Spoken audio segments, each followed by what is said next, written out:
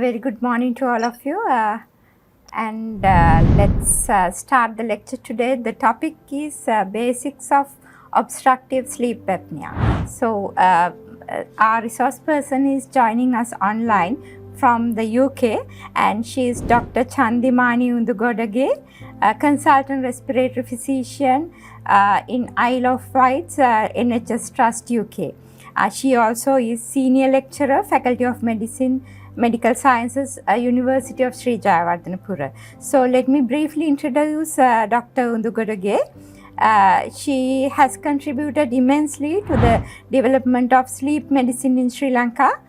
She established the first specialized sleep clinic, the first sleep multidisciplinary team, and the first training center for sleep medicine for the postgraduate trainees in respiratory medicine.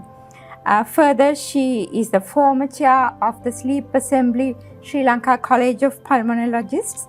Also, she is the chair of the Guideline Committee on the Guideline on Detection and Evaluation of Obstructive Sleep Apnea, which is the first of such guideline in the region. She also headed the committee on developing a website for the general public that is bettersleep.lk, which she was selected for an honorable mention by the World Sleep Society in 2023. Also, she is the clinical lead for sleep medicine at the Isle of Wight NHS Trust UK. So let me warmly welcome Dr. Chandimani Undugodage from the UK NHS Trust. So let's listen to Dr. Chandimani Undugodage. Right. Good afternoon, and thank you very much, Charuni, for that kind introduction. Yesterday, we realized that Charuni and I go a long way back. So she was a medical student when I was doing my internship. And so it was really nice to touch base with you again, Charuni. And thank you so much, GMOA, and also Sri Lanka College of Pulmonologists for giving me this opportunity to speak on a topic that is very close to my heart. And it is also always lovely to join up with my Sri Lankan audience. So I'm going to start sharing my slides. Okay, so we will start with a few clinical scenarios. So a 60-year-old man presents to the A&E with sudden onset face, arm, leg weakness. He was diagnosed to have an ischemic stroke. He has no comorbidities such as diabetes mellitus or hypertension, and his BMI is 32. So you can see it is high. In hospital, it was noted that he has multiple desaturations while he sleeps. The next scenario, a 55-year-old man was found with alteration of consciousness. His blood pressure was high at 240/150 mercury millimeters. He was diagnosed with hypertension, but the blood pressure control has been poor despite multiple antihypertensive drugs. And he has been complaining of feeling tired and sleepy during the daytime for the past 6 months, and his wife says he snores very loudly at night. Then the third scenario, a 50-year-old man was admitted with chest pain and was found to have an anterior ST elevation MI. He has no risk factors for ischemic heart disease. His BMI is 28. He complains of poor sleep, multiple awakenings at night for about 1 year. So these are very common scenarios that you would come across in your day-to-day practice. And this is from an occasion when a driver fell asleep at the wheel. So what have we looked at so far? So I talked about somebody coming with a stroke, with ischemic heart disease, uncontrolled hypertension, and a road traffic accident. So what do they all have in common? And that is obstructive sleep apnea. So obstructive sleep apnea, it can be a killer. And that is what I'm going to talk about over the next half an hour to 45 minutes. So obstructive sleep apnea is clearly a problem. So if you look at the prevalence, global prevalence is about 1 billion. And in Sri Lanka, this is from a study that we conducted back in 2014, and 16.8% of the population are at risk of obstructive sleep apnea, so it is fairly high. So we'll try and answer these questions because I'm just going to talk about the basics. So what is obstructive sleep apnea? Who is at risk? What happens in OSA? What are the symptoms? What are the consequences? How do we diagnose and how do we treat? So the first question, what is it? So it is very simple because the name itself tells us what it is. So it is something that occurs during sleep. We say it's sleep apnea. And apnea is simply cessation of breathing. And because we are talking about obstructive sleep apnea, the obstruction is upper airway or pharyngeal narrowing. So obstructive sleep apnea simply is because cessation of breathing while asleep due to upper airway narrowing. So if I could explain this diagram a bit, on the top you have the EEG lead, and then here you have the airflow, which is taken at the nose. And these next three lines are the effort, that is the abdominal and the thoracic movements. And the last line is the oxygen saturation level. So in obstructive sleep apnea, when there is cessation of breathing, the airflow ceases. So there's no movement of air. So which is accompanied by a reduction in oxygen saturation, which you can see here, and an arousal where there is a change in the sleep stage, or it can be an awakening where the person wakes up and with continuous abdominal and chest movements. We'll talk about that a little bit later. So who is at risk of obstructive sleep apnea? So basically those with pharyngeal narrowing. Now, if we talk about the pathophysiology of obstructive sleep apnea, that is really a topic in itself. And there are many factors involving development of obstructive sleep apnea, but the commonest and the most predominant factor would be the pharyngeal narrowing. So that's what I'm going to talk about today. So how can there be pharyngeal or upper airway narrowing? One thing, it can be reduced tone of the pharyngeal muscles if the muscles are weak, or there can be an anatomical obstruction or a combination of both.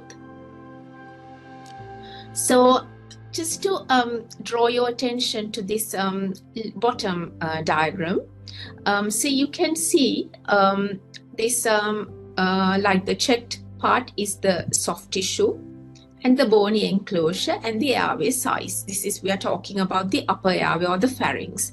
So you can see that you can look at the airway size, which is let's say normal. So in somebody with obesity or high body mass index, there's lots of soft tissue which gets deposited around the pharyngeal area, and you have a normal bony enclosure, that is your skeleton, and then you can see the upper airway is narrow. Then similarly, if you have a small bony enclosure, so you have a small skeleton or small upper skeleton, we'll talk about the bony enclosure a little later. And even with the same amount of soft tissue, you can have upper airway obstruction and narrowing of the upper airway, as you can see here. Right, so about obesity, so which is the single most important risk factor for obstructive sleep apnea. And if you can appreciate the two diagrams here, so on one you have the normal upper airway, which is this shown with this green part, the normal uvula, the tongue position, and so on. And this is somebody with obesity. You can see there is a lot of fat deposition in the submental, supraplatysmal area. So there is increase in the size of the neck, even behind in the retropharyngeal space, and then in the uvula. So if you compare this upper airway with this, you can see that it is fairly narrow, so which would predispose to obstructive sleep apnea. So if you are to look at the bony enclosure, so if you have a small bony enclosure with certain orofacial abnormalities, such as narrow mandible, narrow maxilla, dental overjet, retrognathia, and crossbite, again, because you're starting off with a smaller bony enclosure, you are at risk of obstructive sleep apnea. And here you can see this is an example of a hypoplastic mandible. So you can see that the upper airway is the green area is very narrow, and following the correction, that green area is fairly wide and normal. At the pharyngeal abnormalities, so if you have a high or narrow hard palate, elongated low-lying uvula, prominent tonsillar pillars, enlarged tonsils, large tongue, then again you are at risk of obstructive sleep apnea. This is very important because you could just ask the patient to open the mouth and have a look at the oral cavity, and then you could see whether they're at risk of OSA or not. This bottom diagram I have just put, if you see this, when you ask the patient to open the mouth, you know that they are at risk of obstructive sleep apnea. And then certain congenital disorders like Down syndrome, then acquired disorders like hypothyroidism puts you at risk of OSA.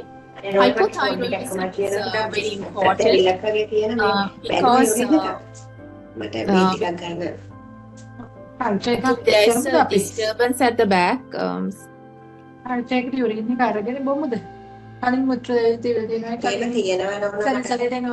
Corona වලින් පස්සේම ටික ටික අද කාලෙකින් තිබුණේ නැහැ. Right, thank you. Hypothyroidism is very important because in hypothyroidism, they can have hypothyroidism per se is a risk factor for OSA, but also hypothyroidism can be a mimic of obstructive sleep apnea. So it is important for us to look for this when we are evaluating a patient with obstructive sleep apnea. And things like acromegaly, also because there is soft tissue enlargement in acromegaly, puts the patients at high risk of obstructive sleep apnea. And certain agents that reduce the pharyngeal muscle tone, like sedatives or alcohol, can exacerbate obstructive sleep apnea by promoting upper airway collapse. So what happens in obstructive sleep apnea? So you can see in this, I'm showing the respiratory movements, the airflow, and there is airway obstruction leading to cessation of breathing. But at the same time, there is continuous chest and abdominal movements, which is very important. And then when the airway opens, the abdominal, you can see that the airflow continues.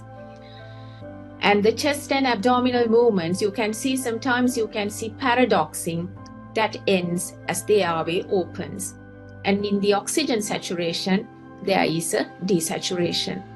It is important to identify that there is chest and abdominal movements in obstructive sleep apnea, because if you see apneas without any chest and abdominal movements, then we are talking about central sleep apnea, which is different to obstructive sleep apnea. So it's very important to note this. So looking at the pathophysiology, now you know with obstructive sleep apnea, when they have a cessation of breathing, there is hypoxia. And once they start breathing again, then you could have the oxygen level normalizes. So you can have what we call intermittent hypoxia. And on the other side, when they have these episodes of hypoxia, you can have arousals, or that is when their sleep stage changes, or awakenings where the patient consciously wakes up. So which could lead to what we call sleep fragmentation or short sleep duration. So in a patient with obstructive sleep apnea, we see the intermittent hypoxia as well as this sleep fragmentation happening throughout the night. Now, both these factors actually contribute to inflammation, increased sympathetic activity, oxidative stress, thereby leading to endothelial dysfunction, insulin resistance, reduced beta cell function. So when you have insulin resistance and reduced beta cell function, it predisposes to hyperglycemia and diabetes. And also with the endothelial dysfunction, you could get cardiovascular disease. So this is very briefly as to how obstructive sleep apnea contributes to cardiovascular disease and diabetes. And what about the hemodynamic effects of obstructive sleep apnea? And so we know during respiration, in inspiration, that there is chest wall movement, which increases the intrathoracic volume and thereby increasing the negative intrathoracic pressure so that the airflow can happen from the atmosphere and into the lungs. So when there is negative intrathoracic pressure, it increases the venous return to the right heart and to the lungs. Now, in obstructive sleep apnea, the same thing happens, the chest movement occurs, creating a negative intrathoracic pressure. But as the upper airway is closed, there is no ventilation, there is no airflow from the atmosphere and into the lungs. Thereby, you could actually have an exaggerated negative intrathoracic pressure, further increasing the venous return to the right heart and to the lungs. So you have lots of blood going into the lungs, but at the same time, because there is no air in the lungs, there's no ventilation, there is hypoxic vasoconstriction as well. So both these factors increases the pulmonary arterial pressures and thereby leading to pulmonary hypertension. So we talked about what happens in obstructive sleep apnea, and let's look at what the symptoms are. So now that we know the bit of the pathophysiology of obstructive sleep apnea, it is very easy to see what the what are the symptoms. So these patients would have apneas, which we already know. Generally, it's their partner who notices that these apneas, they come and say this patient stops breathing from time to time, and they get quite alarmed when that happens. And because there is upper airway narrowing, and as airflow through this airflow goes through the narrow segment in the upper airway, there is turbulence, which gives rise to a noise, and that is what is snoring. So they obviously have snoring. So, and also now I told you that these patients have a lot of awakenings, arousals, and sleep fragmentation. So although they sleep in the night even for about 8 hours, they are very unrefreshed when they wake up in the morning, and they feel very sleepy. So we say that the cardinal features of obstructive sleep apnea are those with snoring, excessive daytime somnolence despite getting adequate sleep at night, and witnessed apneas, or the patients themselves may describe it as episodes of choking. It is important to remember that in obstructive sleep apnea, snoring is a must. So if your patient is not snoring, then there is no upper airway narrowing, and then you can just disregard obstructive sleep apnea. But just because your patient has snoring, again, doesn't necessarily mean that they have obstructive sleep apnea, but they could later on progress to obstructive sleep apnea. So what are the consequences of obstructive sleep apnea? So we can categorize it again into two categories. One would be they could have secondary to long-standing sleep deprivation.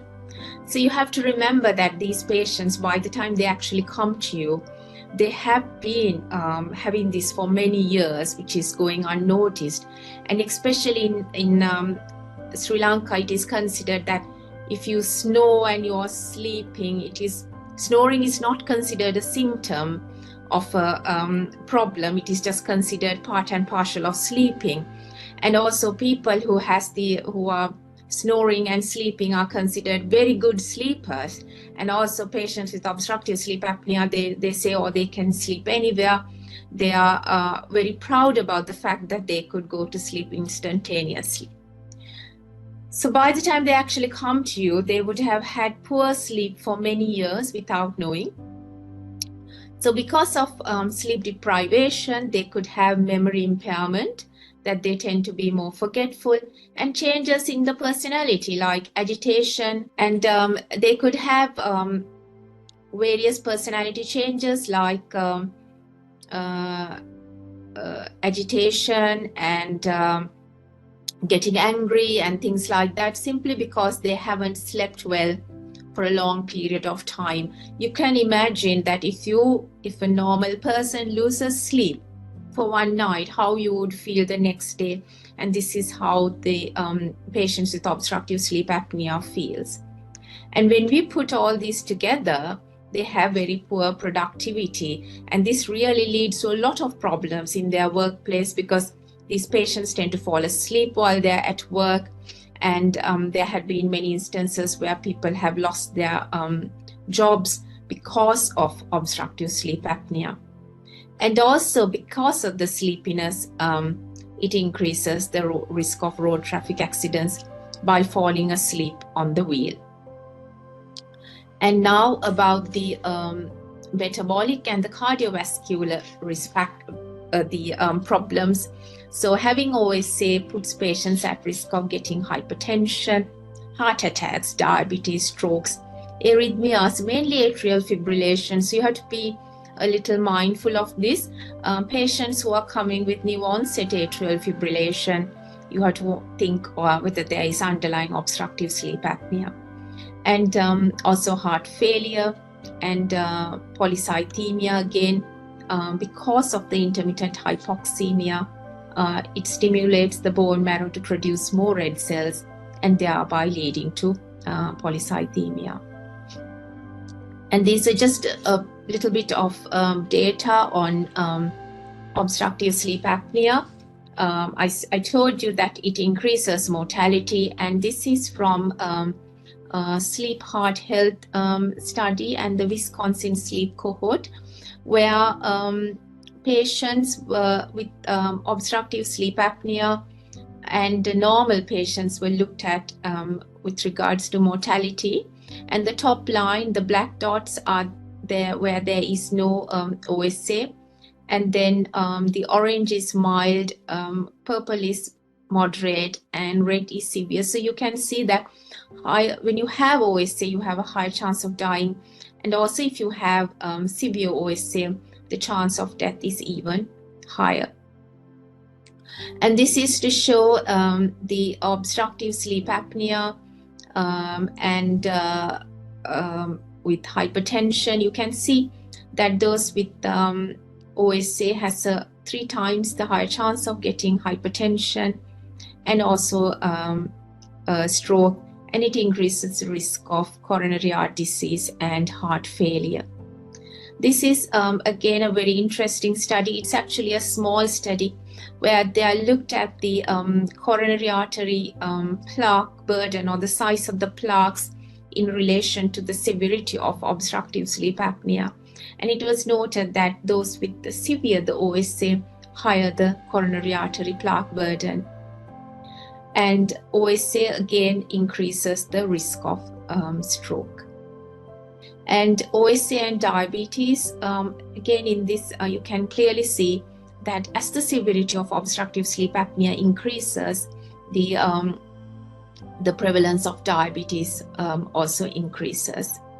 And this is from a Swedish Road Traffic Accident Registry, where it was noted that those with OSA has a higher chance of having road traffic accidents. So let's look at how we diagnose obstructive sleep apnea. So when you suspect that a patient has OSA, so by now you know when to suspect a patient has an obstructive sleep apnea. A comprehensive sleep assessment is very important. So ideally they should really be referred to a sleep clinic or to your respiratory consultant in the hospital who would possibly be running a sleep clinic. And because it's important to screen for OSA and to see whether it is OSA or whether it is any other condition that is associated with excessive daytime somnolence, because I'm only talking about OSA today, but there are a lot of sleep disorders. So one would be a comprehensive sleep assessment, and these patients, it's very important to look at their upper airway. You can physically examine, but having a fiber optic laryngoscopy, which is done by the ENT colleagues, that would be really helpful to assess their upper airway anatomy. And the Epworth Sleepiness Scale. Now, I will show the Epworth Sleepiness Scale in a bit, but a lot of people tend to get confused thinking ESS is a screening tool for obstructive sleep apnea. It is not. It is just to see how sleepy they are, and that way you could assess once you start them on treatment to see how much they have improved. And TSH, the thyroid function test, again, it's very important. It's a very baseline test that we do because hypothyroidism and OSA can coexist. Hypothyroidism can mimic OSA. So therefore, it's important to do that. And the serum bicarbonate and the supine ABG, this is done if you suspect that your patient also has obesity hypoventilation syndrome as part of obstructive sleep apnea, because majority of the OSA patients would have obesity, and then which also predisposes them to have obesity hypoventilation syndrome, which can occur in conjunction with OSA or even as a separate entity altogether. So in those with obesity hypoventilation syndrome, they have chronic type 2 respiratory failure, which means they have high carbon dioxide levels in the blood, which has been going on for a long time. So you can either do a blood gas and see whether they have chronic type 2 respiratory failure, but we know that blood gas is not freely available and it's quite a painful test for the patient. So doing a serum bicarbonate would be very useful, because that tends to be elevated in those with obesity hypoventilation syndrome, and especially if your bicarbonate is more than 26. You have to suspect OHS in a patient who is obese. Then finally, we move on to the sleep study. Now, this is the bit about the ESS. So this is the Epworth Sleepiness Scale. So it's a 8-point questionnaire where the patient is supposed to score from 0 to 3. 0 means would never doze, and 3 means high chance of falling asleep, in 8 different scenarios. And these questionnaires are available in Sinhala and Tamil, so which can be used in your clinics and day-to-day practice. Right, so going back to the sleep studies, so there are 3 categories of sleep studies that we actually do. And this is, first one is the type 1 or the polysomnography. So this is a very extensive sleep study which could identify most of the sleep disorders, not just obstructive sleep apnea. So it is done in a sleep laboratory with continuous monitoring by trained sleep technician. So it involves EEG, EMG, ECG, muscle activity, oxygen saturation, snoring, chest and abdominal movements, and airflow and body position. So it is very extensive. You may not really need this in your obstructive sleep apnea patients. So this is a type 2 study, which again has quite a lot of measures, a lot of parameters, and it is done in hospital. But the main difference between the two is here there is no continuous monitoring by the trained sleep laboratory staff. Now, this is the study that most of you may be familiar with, which we do fairly often, and this is a very good study to use in patients when we suspect obstructive sleep apnea after the assessment. So because it's something that can be done at home, and we do home sleep studies in Sri Lanka, and so where their oxygen levels are measured, airflow, chest and abdominal movements, body position, and snoring. So this is a very useful study, a home sleep test. So the patient is in their normal, natural sleep environment, and then this is fairly a simple study.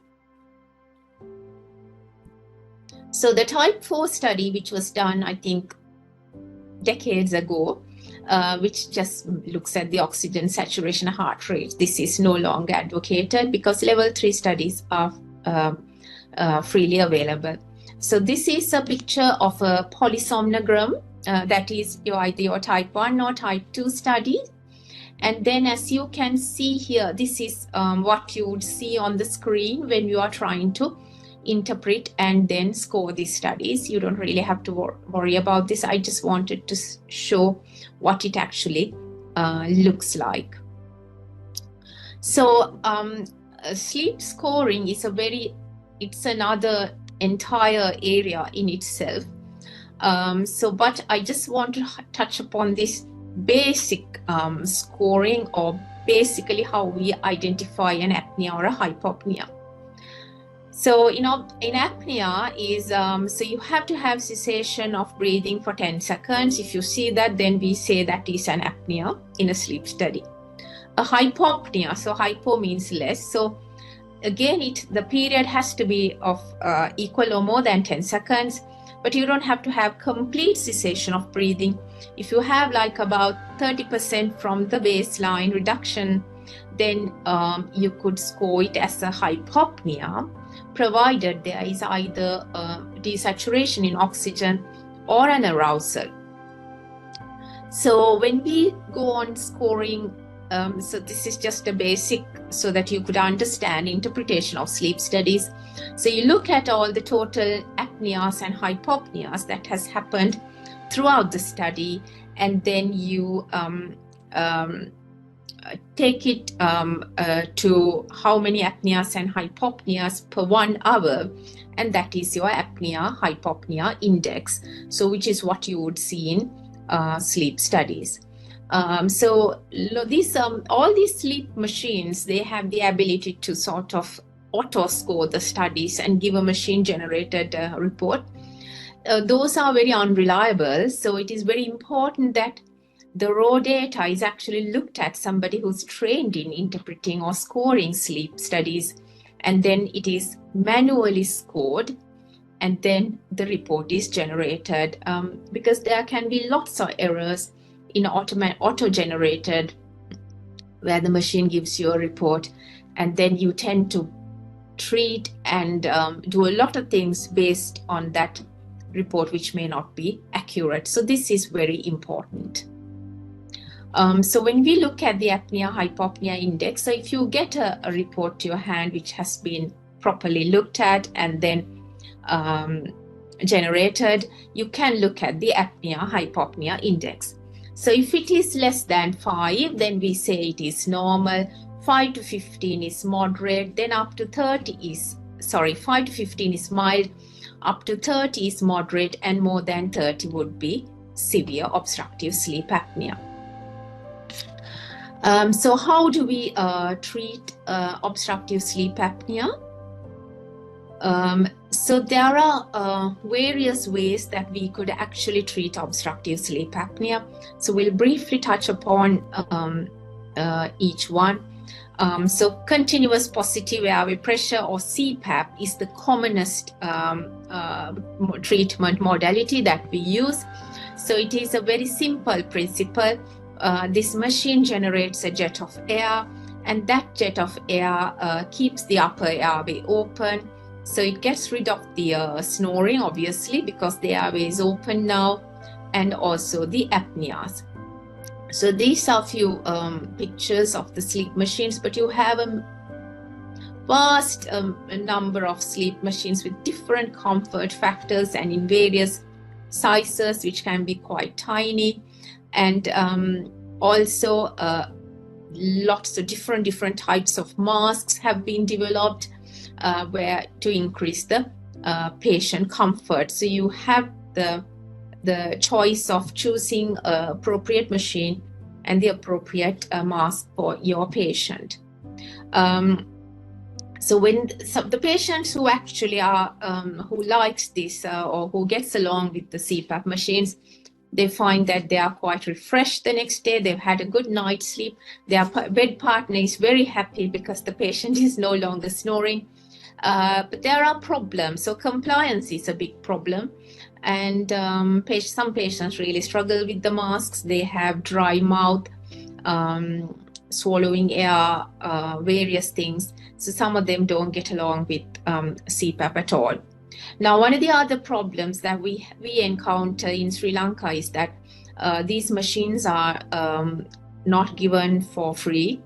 Here in the UK, the NHS supplies machines to the patients, so nobody has to buy it. So we give them the machine, they use it. If they are not compliant, we take the machine back. It's something like that. But in Sri Lanka, one of the biggest problems we have would be the affordability of these machines. And then what about the place of sleep surgery? So again, the sleep surgery plays a very important role, especially in Sri Lanka, where we do not have a lot of access to CPAP machines. By access, I mean affordability, not that there aren't machines, there are. So you can consider it in patients with poor compliance to CPAP. And it is really done by the ENT surgeons, and the careful patient selection is very important. So there are various sleep surgeries, palatopharyngoplasties, tongue-based reduction, coupled with nasal surgery, or you can couple one or two surgeries together. But the clue is really careful patient selection. So they do this by doing a fiber optic laryngoscopy, and also by doing something called DICE, or drug-induced sleep nasal endoscopy, where they actually look at the upper airway while the patient is asleep. I mean, patient goes into a drug-induced sleep.